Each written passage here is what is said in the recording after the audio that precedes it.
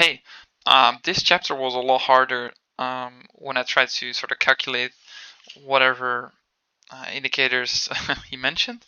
So, yeah,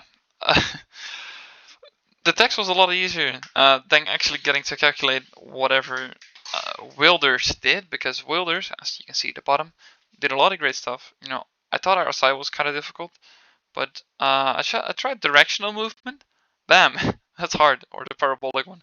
It's hard, man. I've been working for like 2 hours in Excel, and I didn't even get it right. But I'm like close. But yeah, it's fine for now. I'll take it. But basically, this chapter is about computers and trading systems. So in the end, he talks about like first the computer was 5,000, and then one charting software cost like 1,000 a year. Now it's 2,000 for a computer and costs 200 a year, or 300 a year. He mentioned.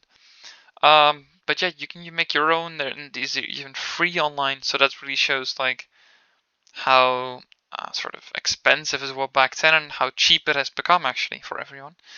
Does it necessarily mean all these tools are actually could make a bad trader a great trader or like even a profitable trader?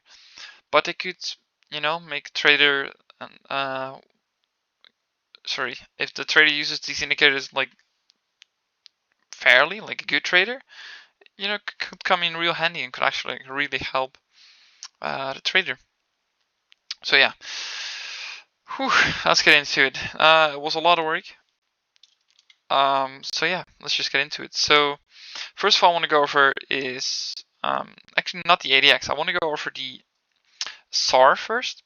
So basically, SAR is a parabolic system, which sort of, as you can see, these ones are above every single candle. As you can see, above every single candle, there's a single dot. But whenever it speeds up, the parabolic thing speeds up with it as well.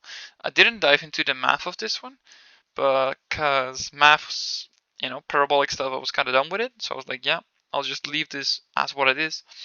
But basically, what will happen is you will go into a long whenever the the price hits the parabolic system on the upside. So basically, this would mean you would go into a long here.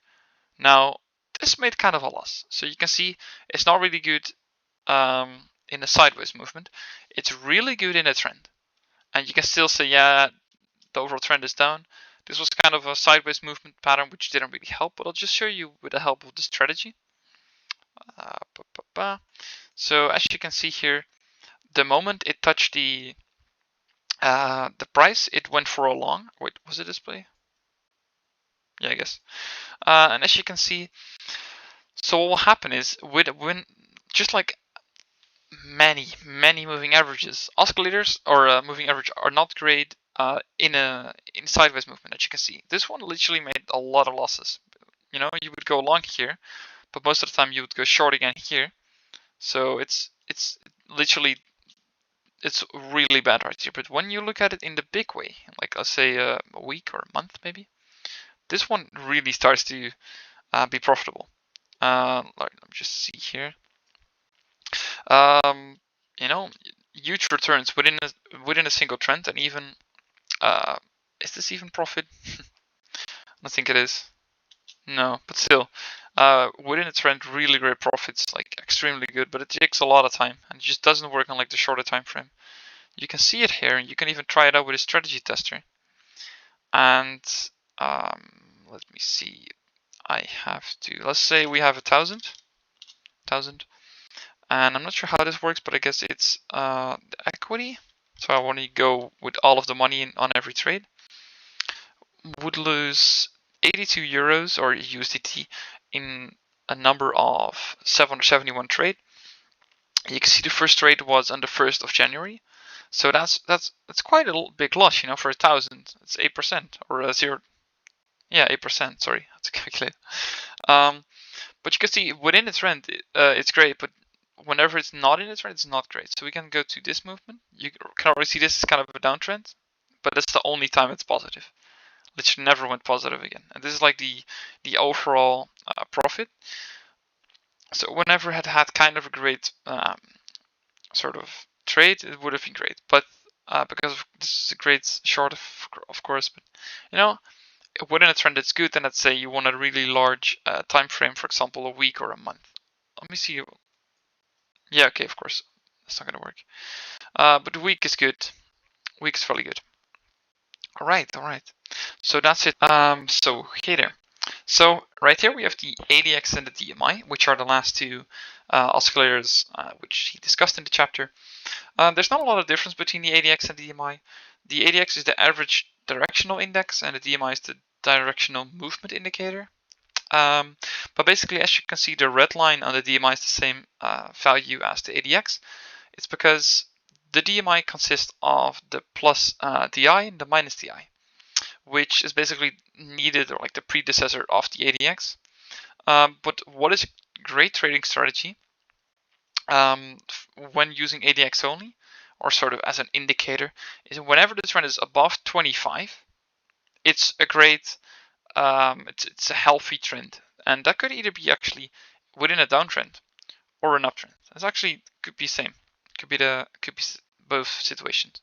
Now, what a great trading strategy is for the DMI is to actually look at the plus DI and the minus DI, and whenever the sort of the minus DI moves low, or like it's better to say, just follow the blue line. So whenever the blue line exceeds the orange line, go for a long. So right, it would go for a long here, and it would go for a short right here, which brings you some profit, I guess. And again, it's great in a trend. For example, here it didn't even make money, and I'd always like to actually see and if it made any money. So let me see DMI strategy.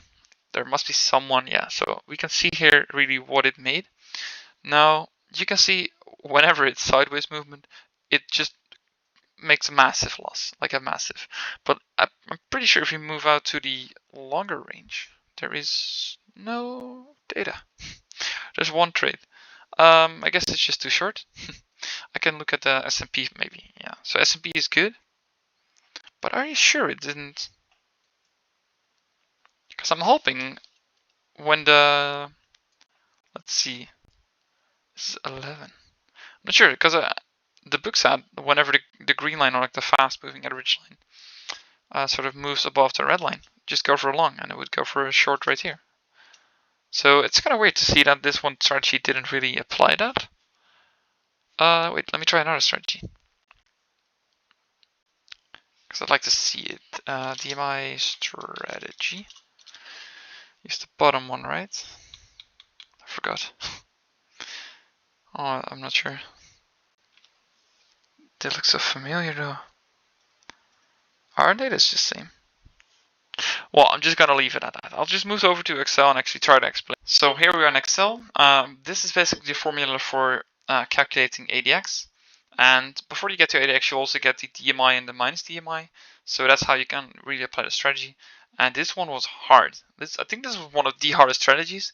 And the thing is, this one isn't even correct yet, because I wasn't familiar with smoothing something. And I'm not using, I think this, yeah, I'm moving in 3-day period average, but I'll go over it. So as I told already, the DMI is the directional movement index. The plus DMI is the positive directional movement index. So basically, it's always going to go over the difference between today's high price and yesterday's high price, which is sort of true. But yesterday's high price, it's because of its weighted average, sort of. So it will most of the time take 14 days, sort of. So today's price measured against 14 days ago, or the weighted moving average of for the past 14 days, but it could also be exponentially, but I'm not even sure. So yeah, let's get on with it. So basically, just don't look at this one. I'll go over it in a second. This is the main formula basically. So what happens is, this is the same price Ethereum as we just saw. I just took 6 dates, the high, low, and the close, because that's all you're gonna need. Now, I had to calculate the true range, and I just wrote this down to really give a clear overview, because how do you really get that true range? So basically what will happen is this. This one is the high minus the previous close. So as you can see here, you have the high minus the previous close, and this is the current day. So let's say this is this is now, and this is yesterday. So basically what will happen is you will get the close from a day back, and it happens for every single one. Now you do the same for the low and the previous close. So you take the low and previous close, like it's literally the same. And then you also just do the high minus the low. It's also important to note that whenever you do the high minus the previous close or the low minus previous close, you must take absolute values. That's just, you don't want to see negative values here. Now, you want to get the biggest number here. So what you'll do is you'll take the maximum of, wait, that's not good. This is supposed to, wait, what? Oh, no. I'm not using this anyway, but what you want to do is you want to take the maximum of these three and not look at, why are you not, oh. So you want to take the maximum of these three and not really look at anything else. So let me just redo that. It's not good. So basically, this is what you want to be taking a look at. You can see it's the same type here, but basically I summed this up into one single formula, which is this one. So basically what it does, you can see with the comma, it does the same stuff. So you have the high minus the low, then you have the low minus the previous close, and you have the high minus the previous close. So that's pretty much it. I'll just delete this to give us our clearance. Now, how you get the average true range is basically averaging the past three. Normally you take 14 because ADX uses 14 days, but I didn't want to write everything down, so I'm just using 14. And you do the same that for just going down. This is like now, again, this is now. Oh man. So this is now. This is yesterday, right? Just that order. So this is late. Okay. So now this one is with smoothing, and I wasn't familiar with smoothing. So how they do it is basically this: you'll just take the normal average true range, and that's not nothing weird. But then when you take the next one, you want to take. Okay, let me sit straight. So what you'll do is you'll take the previous day, and you want to times that times the average period minus 1. Yeah, and then you want to add the true range to that. And after you're done, you want to divide it by 3 again. I didn't really dive into this smoothing average or like the average true range smoothing, but that's just what you do. And basically, whenever you move up, you want to take the period below it and the true range on the left side of it. And it happens multiple times here. But I couldn't even find it was this weighted or exponentially. But I'm guessing it's still weighted because this gives more weight to the recent day. So yeah. Now, this one is actually the same as we did above, but basically what's happened is you take the high minus the previous high and the previous low minus the previous minus the low, and you'll do this for every single one. So you can see it's like literally take the day and take the day before that. That's it. Now you want to calculate the directional index, and this is going to be the positive one. So what happens here is if the blue box is bigger than K23, take that number. If it's nothing, or if it's smaller, use 0. And I think if the blue one is 0, just write down 0, I believe. I'm not sure what the last part is for, but use it. And here we have the same one, but just for the same day. So as you can see here, this one is actually, it should be bigger, whatever. I'm guessing I thought it had to go to 0, but it doesn't seem like it, as it did the same here. But basically this one is far more down, as it's sort of considered a bigger number. So it would take 0, and it doesn't take 0 here in any way, shape, or form, because of course these three will never become something whenever there's already a value here. So these three are out of the question. And why this one doesn't become something, I'm actually not sure, but I think it's because of a negative value, but I'm not sure why, but I'll dive into it later. But for now, just maybe this is right. I'm not even sure, but it was something like that. So now we go again with the smoothing. So basically what you'll do you should take the